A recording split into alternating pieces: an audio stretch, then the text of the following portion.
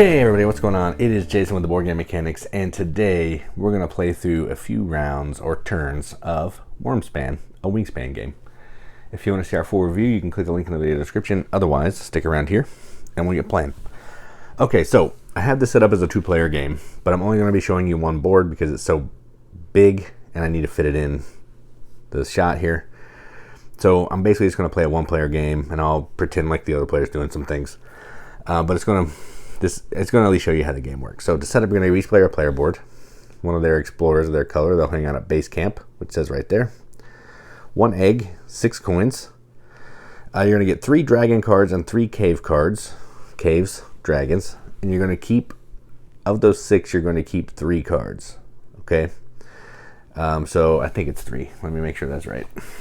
That's what I did before.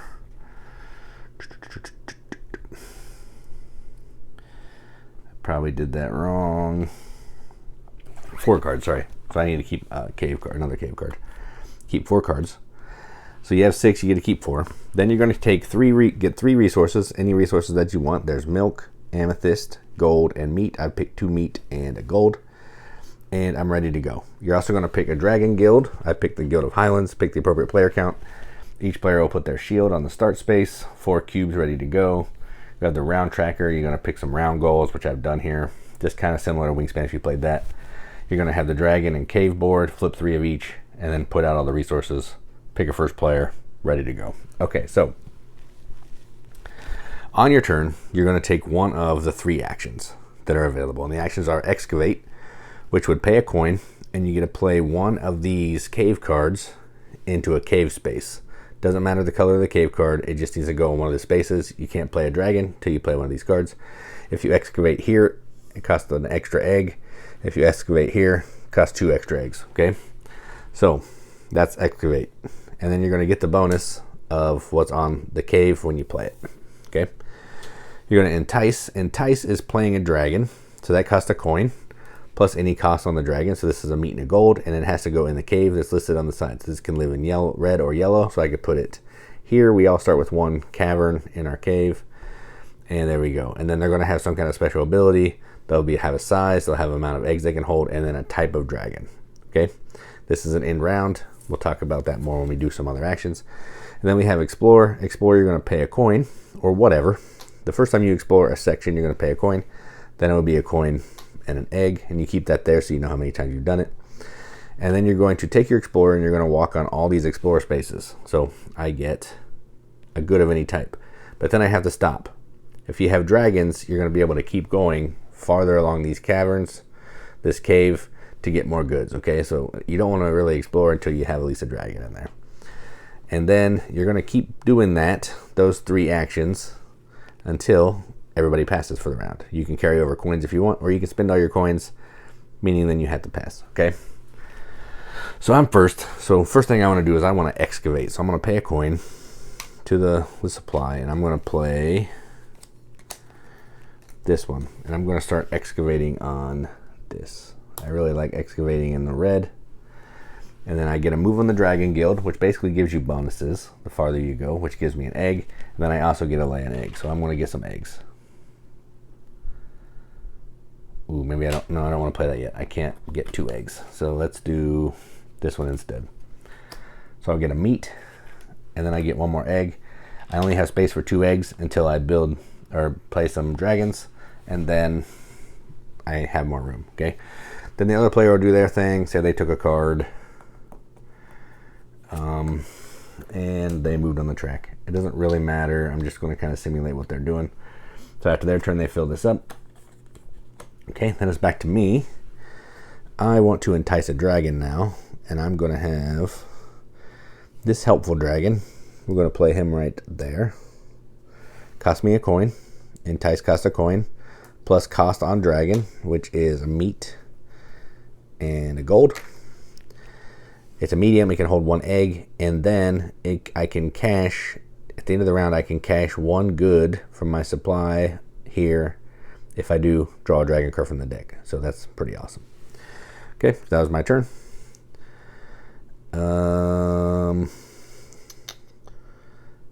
Then it'll be other player's turn. They're just going to play a card, so they're done. I'm going to entice another dragon, I think. And I'm going to keep going on the red. Because I can. Because I built that cave for that purpose. Excavated that cave. That cost me 2 meat. When I explore there, I gain gold. So that'll be cool. I'll explore here in a little bit so you can see. Okay. Other player does their thing. They're going to take a cave. So I'll flip another cave. Again, I'm just trying to simulate some actions that they would take. It doesn't really affect what I'm doing here. Now I'm going to excavate one more time. So I'm going to spend a coin. And I'm going to excavate right here. That also cost me an egg. So I'll spend an egg. And then I'm going to move on the guild track, which will go here, gives me an egg. And then I also get an egg. So I get 2 eggs for that. And I wanted to hold off on that because I wanted to make sure I had some dragons that can hold some eggs before I start messing with that. This one can hold 2, this one can hold 1. So I'll give that one an egg. Color of eggs are irrelevant. Just whatever you like. Other player does their turn. They're going to move 1 here. They're going to take a dragon card. Okay, done. My turn. I'm going to explore. So I'm going to explore here. First exploration costs a coin. So I send my guy. He goes here. First exploration point. Then I get any good of my choosing. I don't have any dragons. So I can see those all take meat. So let's go ahead and take a meat. Then I'm going to go. That's the end of the round. Then I'll go here. I'm going to move on the guild. That gives me a meat. Then I go here. That gives me a gold. If it has the explore action, little explore guy on it, you get some goods. Then I'll go here and I'm going to take an amethyst. All right. Done. Then this guy cannot. Oh yeah, he can go. Nope, he can't go any further because there's a stop sign. So he comes back to base camp. Other player will do their thing. And then I'd like to get a dragon card, I think. So I'm going to explore this one, which just lets me go here. Gives me a dragon card, and I'm going to take. These are all pretty nice. Let's take this one. Take that dragon card into my thing, and then I'm going to come back because I have to stop. Other player has to pass. I have to pass, and now that's the end of the first round. Okay, so a couple things happen here. First thing that happens is you're going to activate any of your end of round bonuses here. Okay. So I can cash 1 good from my supply here. If I do, draw a dragon from the deck. So I'm going to put a meat down, and I'll draw a dragon.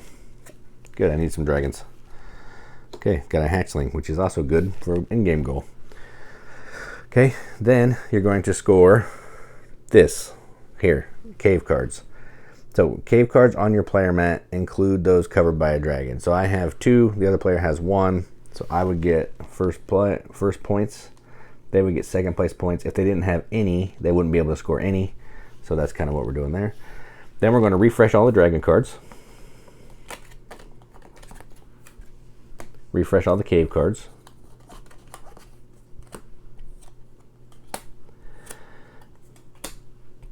Okay, this takes a minute. It's easier with multiple people kind of doing some things. Then each player will gain 6 coins. So if you have any coins left over, that's good for you because you'll get more actions effectively. 5, 6. 1 egg. I'll put an egg, fill that one up. Okay. Then we will go on to the next round. First player marker will go to the next player. And we will keep playing. So that's going to, and any eggs and coins you have on your player board will go away as well. And you can only keep 9 coins, 9 resources, and 9 cards between rounds. So that's going to keep going like that. Next round, we're going to score whoever has the most helpful dragons, do all the cleanup. Now, one other thing I wanted to kind of talk to you about is this board here. This is the Dragon Guild. As you move around, you're going to be getting bonuses. So the next one, I would get a dragon card, then a cave, then an amethyst. Then I'm going to come here. When you make it to the bottom and to the top, you get to take one of your cubes, and you're going to put it on one of these spaces. They're either going to give you during game items or in-game points. So in this case, I could go here, and I would get a coin, which gives me an extra action, and 2 amethysts or gems. I think they're amethysts. I don't know. And then crystal tokens. Okay, there we go. And then I would keep going. I could have gone here. Now I get a point for each cave on my player mat, which is not bad. Or go here, 6 points, 3 points, 1 point. Just extra ways to get stuff. Okay, so as you're moving around, you can do that. You're going to have a maximum of 4 tokens here. So once you have 4 tokens, you can't get any more. That's kind of that. Then at the end of the game, again, we're going to score all these tokens, and then we're going to add up our points. I thought I got the point tracker out, but I guess I didn't. But the points are pretty simple. We're going to do markers on the Dragon Guild. So any of these that score you points, we're going to get those points. We're going to do printed up values on visible dragons. So you can see this is worth 4, that's worth 3. You add all those together. In-game abilities. Some of the dragon cards have flags on them, like this one has a flag on it. It's going to be an extra way to score points. So you'd include any of those in your scoring. Every egg you have on your board is worth a point. So I'd have 4 points in eggs. Cached resources. Sometimes you're going to get resources and you're going to be able to put them on top of dragons. So if I had it like that, that's cached. I can't spend them, but that's 3 points worth of cash goods. Tuck cards. Some dragons are going to eat cards, which means they would take a card and they could tuck it. Any tuck card you have under a dragon is worth a point. Public objectives, which are these. You'd add up all those points, which I already mentioned. And then if you have every coin you have left, so say I ended the game and I had a coin left, be worth a point. And every 4 tokens, resource tokens, cave or dragon cards gives me a point. So I would get 1 point here for all that. Then whoever has the most points is the winner. If there's a tie, most dragons on your board. If there's still a tie, you share the victory. So there you go. So that is how you play Wyrmspan quickly. I just wanted to show you. I think I showed you all the actions that you could do. It's pretty simple. If you've played Wingspan, it has a similar vibe. We'll talk about more of that in the review. If you want to see our full review, you can click the link in the video description. Otherwise, thanks for watching. And as always, keep gaming.